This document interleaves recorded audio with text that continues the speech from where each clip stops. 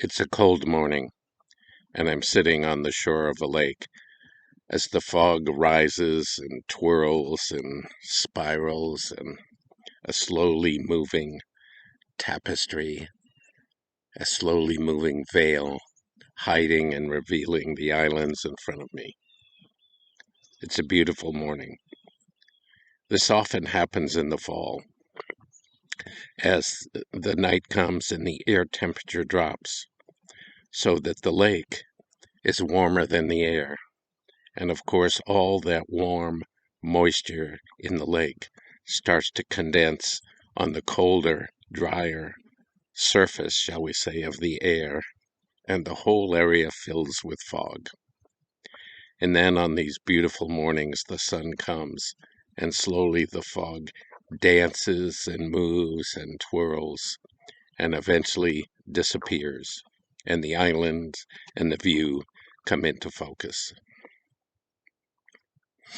A few days ago, I blessed and prayed the group out on a vision quest.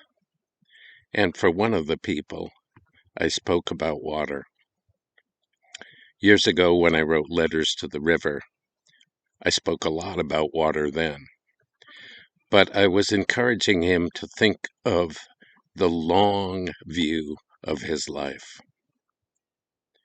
And in the long view and the cycle of water, life starts in the oceans. We know that. We know it about organic life, but also the oceans contain most of the water of the earth. But then the sun shines upon the ocean, and that water evaporates into the air, and it moves over the surface of the earth and cools.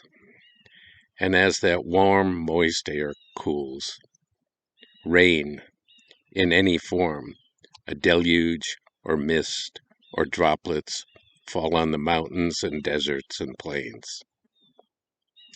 So in the beginning of the life of the cycle of water, it comes down in individual droplets, each one separate, unique.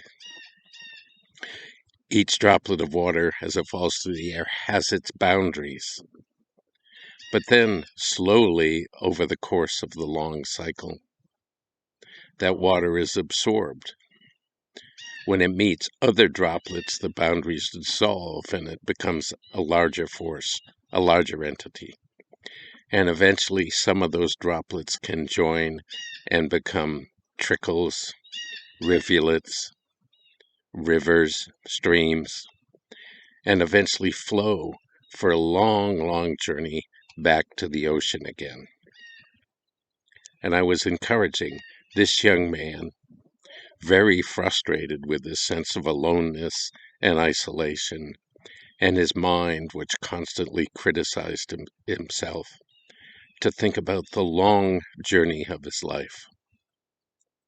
Now, he feels like that individual droplet, alone, separate, hard to connect. But I encouraged him to see the long view of his life, to see that this was his time to claim and find and work on his unique individual identity, so that when it did come time to join with others, lovers, friends, community, he would join as a person who knew who he was, who knew what his gifts were and what they weren't, and that then he could bring his unique individual identity into a larger unit. Because if he doesn't do that work, he'll just become a people pleaser, a codependent, an approval seeker. So I encouraged him, like that droplet of water, to cherish the uniqueness and individuality of it, and its difficulty, its aloneness, but to determine what his boundaries were and what they weren't, but also to think of his life as a long, long journey, that there will be other times and other landscapes, and that the difficult work he was doing now would prepare him for that. and that ultimately his life would flow out to the great union. The rivers would sing out into the magnificent oceans. It's important to think of the long view of one's life. I'm certainly part of that as I come into my mid-70s. There's an old saying, which I love: what's the most important thing you can grow in a gardener? I know people who've become organic gardeners, and over the course of their 30, 40, 50 years, they grow and change many different crops. You know, some begin growing flowers because that's where the market is. Some grow basil because they've found a place that makes basil pasta and they can grow a lot and earn money. And some grow a variety and sell it at farmers markets. But the answer to this question is that the most important thing you can grow in a garden is the gardener.